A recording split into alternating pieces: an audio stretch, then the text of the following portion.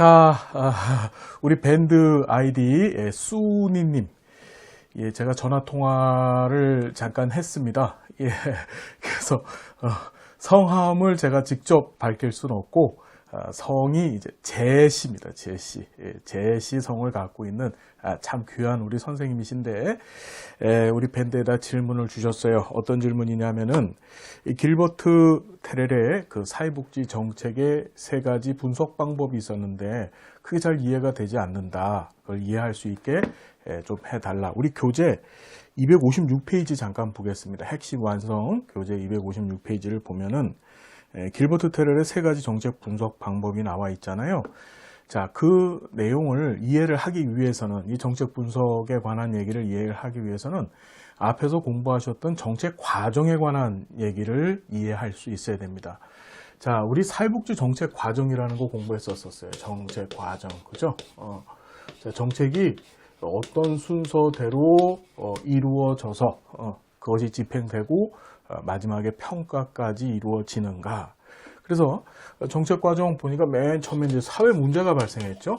사회 문제가 발생하고 이 사회 문제가 발생하면 이 문제가 어떻게 돼요? 이제 수면 밑에 우리 사회가 잠정적으로 갖고 있었던 문제였었어요. 그런데 이것이 어떤 돌발적인 이유, 어떤 사건에 의해서 수면 위로 확 드러난다 그랬죠. 자, 그런 현상을 이슈화라고 했었습니다. 이슈화가 돼요. 자, 그리고 이슈화된 것에 대해서 이제 여러 사람들이 또는 정책 결정권을 갖고 있는 정치인들이 어떻게 그것을 의제화시킨다 그랬죠. 의제화, 우리 논의한다 그랬습니다. 의제, 영어로 아젠다라고도 얘기하죠. 의제화가 되면 자, 그 다음에 어떻게 됐어요? 이 사회 문제를 해결하기 위한 방법론을 찾는다 그랬습니다. 그 방법, 어떻게 이 문제 해결할 것인가. 자, 그것을 정책 대안 형성이라고 얘기했고, 그러니까 정책 대안을 형성한다는 얘기는 이 사회 문제를 해결할 수 있는 방법의 리스트들을 한번 만들어 보는 거예요. 그렇죠. 예를 들자면 우리 이 강의 시간에도 자꾸 말씀드렸던 예인데 뭐 그런 거죠. 지체장애인이 자신의 이동권 보장을 요구해 달라. 자, 이동권 보장에 관한 욕구는 항상 있었어요. 지체장애인들한테. 그것이 우리의 사회 문제였었죠. 자, 그런데 그것이 어떻게 됐다? 이 장애인분이 이제 일종의 시위를 한 겁니다. 저 마포대교에 가서 니네들이 이동권 보장 안 해주냐? 그럼 나 자살할 수도 있다. 너무 극단적인 예지만 그렇게 되면 그것이 이제 이슈화 된 거예요. 자, 그걸 갖고서 이제 의제와 논의를 하기 시작하죠. 의제는 다시 이제 공공의제, 우리가 공중의제라고도 얘기하죠. 퍼블릭 의제가 있고, 자, 그 다음에 정부 의제가 있어요. 정책 결정권을 갖고 있는, 자, 정부가 의제화 삼았었을 때, 자, 그 다음에 정부가 아닌 대중의 의제를 삼으면 그것을 공공의제라고 말씀을 드렸습니다. 자, 와, 웅성웅성 하는 거예요. 왜 우리 사회는 이런 문제를 갖고 있을까? 이 장애인의 이 욕구를 해결해 주기 위해서 우리 사회가 일을 해야 되지 않을까? 그죠? 자, 그걸 보고 어떻게 대안이 만들어집니다. 정책 대안이 형성이 됐죠. 자, 장애인의 이동권 보장을 하기 위해서 어떻게 하느냐? 저상버스를 도입하자. 1번. 그렇죠? 2번 대안으로는 장애인 이동권 보장을 하기 위해서 1인당 자동차를 한 대씩 다 사주자. 자, 3번 대안으로서는 아니다. 장애인 이동권 보장을 위해서 활동 보조 도우미를 붙여주자. 뭐 이런 식으로 여러 가지 대안들이 나올 거예요. 그런데 그 대안들을 다 동시에 사용할 수는 없단 말이에요. 그래서 그 대안들 중에서 필요한 것들, 그러니까 실제 어떤 기준에 의해서 그 기준은 우리가 정책론 시간에 강의를 했었습니다. 첫 번째는 이제 미래 예측을 한다 그랬죠. 이 대안을 실제 적용을 했었을 때 미래에 어떤 결과치가 나올 것인가. 그래서 미래를 예측하고. 자, 두 번째는 대안과 대안을 서로 비교한다 그랬습니다. 대안과 대안을 어떤 기준을 세워놓고 이것이 효과적이냐, 효율적이냐, 정치적으로 합리성이 갖고 있느냐 이런 식으로 해서 어떤 기준에 근거해서 대안과 대안을 서로 비교하는 겁니다. 그래서 어떻게 최종적으로 그 대안들 중에서 실제로 집행할 정책을 결정해내죠. 그것을 우리가 정책 결정이라 그랬다. 자, 결정했으면 이제 뭐 해야 돼요? 집행해야 되겠죠. 정책을 집행한다. 실제로 해보는 거예요. 자, 그리고 어떻게 하죠? 그것을 평가합니다. 자, 이 평가 잘했느냐, 못했느냐. 자, 이것이 일련의 정책 과정이라고 말씀을 드렸는데, 자, 우리 이 사회 문제가 발생을 해서 쭈루루루루루 가서 이 정책 결정이 이루어지는 데까지, 이 과정을 우리가 뭐라 그랬죠? 정책 형성 과정이라 그랬었어요. 그리고 어떻게 이제 집행 과정, 평가 과정. 그러니까 정책 과정은 크게 이 정책 형성 과정과 집행 과정, 평가 과정. 어느 교과서에서는 그냥 형성 과정과 그다음 집행 평가를 묶어서 얘기하시는 분들도 계신데, 정확히 얘기하자면 집행과 평가는 서로 다른 개념이기 때문에 세 개로 나누는 게 맞아요. 정책 형성 과정, 정책 집행 과정, 평가 과정, 이렇게 세 덩어리로 구분이 되어지더라. 정리가 되셨죠? 자, 그러면 길버트하고 테렐이 얘기했던 이 사회복지 정책의 분석 틀이라고 하는 것은 무엇이냐? 자, 이런 거예요. 사회 문제가 발생을 해서, 어떤 사회 문제가 발생을 해서 어떤 이슈와 과정을 거치고 어떤 의지와 과정을 거쳐서 어떤 정책 대안이 형성돼서 어떤 정책을 결정하게 됐지까지, 이것을 무슨 분석이라고요? 이것을 과정 분석이라고 얘기한 거예요. 과정 분석. 즉, 사회 문제부터 시작해서 어떤 정책이 결정될 때까지의 그 과정을 분석한 거죠. 왜 이런 정책 결정을 할 수밖에 없었는가? 어떤 사회 문제가 있었고, 중간에 어떤 이슈화가 있었고, 어떤 공론화, 즉 의제화 과정을 거쳤고, 또 그 중에서 어떤 대안들이 쭈루룩 나왔었는데 마지막으로 최종적으로 어떤 정책 결정을 하게 됐을까? 그렇죠? 그것을 과정 분석이라고 얘기를 했고, 자, 그 다음에 이 평가라고 하는 거, 실제 집행되어진 정책을 어떤 기준을 놓고서 이게 잘했느냐, 못했느냐, 그렇죠. 그 기준에 부합됐느냐, 부합되지 않았느냐, 이런 식으로 평가합니다. 그것을 성과 분석이라고 얘기했다. 그러니까 정책 평가와 길버트와 테렐이 얘기했던 성과 분석은 같은 말이에요. 무슨 얘기인지 알겠죠? 자, 마지막으로 산물 분석이라는 것이 있는데, 그걸 다른 말로 산출물 분석이라고도 하는데, 그건 뭐냐면 과거 집행했던 정책이나 또는 현재 집행하려고 하는, 그러니까 집행하고 있는 정책, 죄송합니다. 그러니까 과거 집행했거나 또는 현재 집행하고 있는 정책을 어떤 기준들을 쭈루룩 세워서 그 기준에 맞춰서 한번 분석해 보는 거예요. 그것을 우리가 정책의 내용 분석이다라고도 얘기를 하죠. 그러니까 내용을 분석하기 위해서는 어떤 기준이 있고 기준에 맞는 절차가 있는 거예요.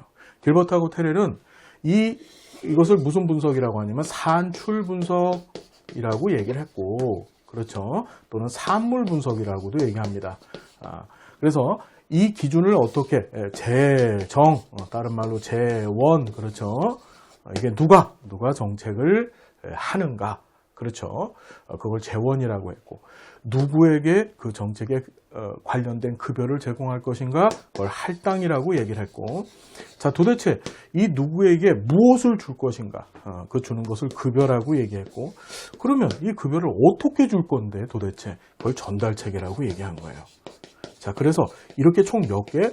4개의 기준을 갖고, 자, 이미 집행했거나 또는 현재 집행하고 있는 정책을 어떻게 분석해 보는 것. 그것을 산출 분석이라고 얘기했다.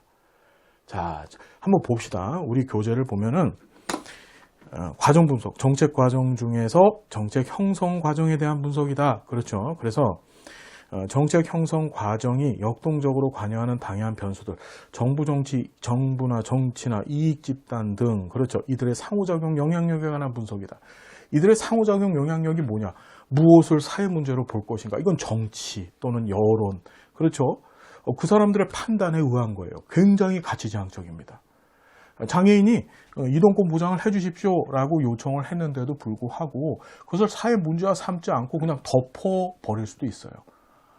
무슨 얘기인지 이해가 되시죠? 그래서 이런 참여자들이 등장을 해서, 자, 다시 한번 어떻게 정부, 정치, 이익집단 등 이 사람들이 등장을 해서 여기까지의 과정을 끌고 가는 거예요. 그걸 분석하는 겁니다. 자, 예를 보면 이것이 정책의 계획과 관련되어져 있다라고 시험 문제 출제가 되어졌는데, 뭐하고 관련되어 있다고요? 계획과. 이유는 뭐죠, 여러분? 정책을 어떻게 만들지, 왜 정책을 해야 될지, 그 얘기가 계획이에요. 이 계획 때 뭘 세워요? 목표를 세우잖아요. 정책의 목표를. 그렇죠. 그러니까 자, 정책 계획과 관련됐다는 소리는 사회 문제라고 하는 것을 해결하기 위해서 어떤 정책 계획을 세워서 그걸 집행할 것인가에 관한 논의가 바로 이 과정 분석 안에 들어있기 때문에 그래요. 자, 그래 시험 문제를 봤더니 예를 봅시다. 국민기초생활보장제도의 형성 과정을 분석한다. 그렇죠. 형성 과정, 정책 형성 과정 분석하는 게 그것이 과정 분석이라고 그랬죠. 노인장기요양보험 제정에서 이익집단의 영향. 자, 이익집단이 언제 활동했을까? 이때 활동했을까? 보통은 의제화를 시킬 때. 그렇죠. 또 많은 대안들 중에서 어떤 선택을 할 때, 야, 우리한테 유리한 대안들을 선택해 주십시오라고 이익집단들이 활동하겠죠. 그렇죠. 또 무엇을 사회 문제로 볼 것인가. 그때도 이익집단들의 활동이 강력합니다. 무슨 얘기인지 여러분 이해가 되세요? 장애인들이 이동권 보장을 해 주십시오. 그럼 장애인 무슨 협회 이런 협회들 있잖아요. 그것이 장애인들 대상 이익집단들인데 그 사람들이 시위를 하고 그 사람들이 어떤 이제 행동을 하죠. 사회적 행동을 하게 됩니다. 자, 그런 것들이 뭘 만들었다? 바로 이 과정 분석에 들어가는 예들이다. 자, 그 시험 문제 나올 때는 어떻게 형성 과정 분석했다, 또는 뭐 이익 집단들의 활동을 분석했다, 이런 얘기가 등장하면 그건 과정 분석이다. 자, 산물 분석은 성과 분석부터 봐야 되겠죠. 이건 평가다, 평가. 그렇죠. 그래서 정책 결정에 의해서 집행된 특정 프로그램의 결과 또는 영향에 대해서 분석한다. 평가하기 위해서는 뭘 써요? 우리가 조사 방법론 쓰잖아요. 우리 조사론 시간에 자, 우리 만족도 조사, 그것이 일종의 평가 조사를 했었죠. 그렇죠? 평가 조사하고 욕구 조사 공부해 봤었잖아요.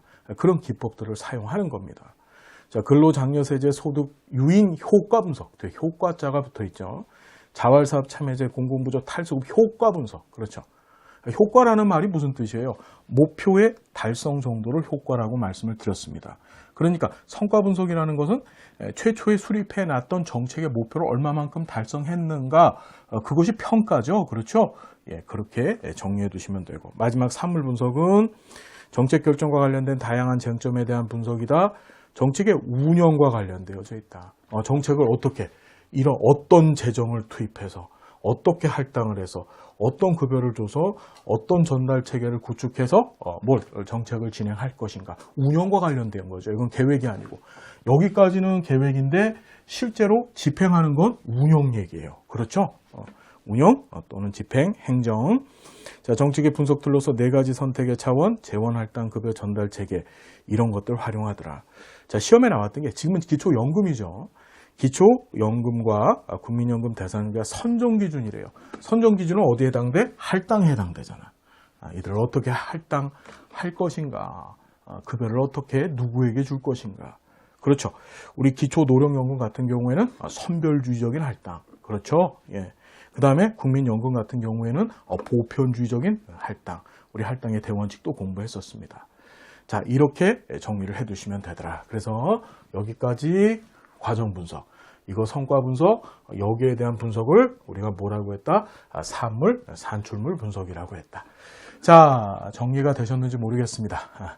열심히 공부해 주셔서 꼭 소중한 합격의 꿈을 이루어 주십시오. 그래서 훌륭하고 멋진 사회복지사가 되어 주십시오. 자, 감사드리고요. 다음 시간 또 우리 행복한 모습으로 만나 뵙겠습니다. 감사합니다.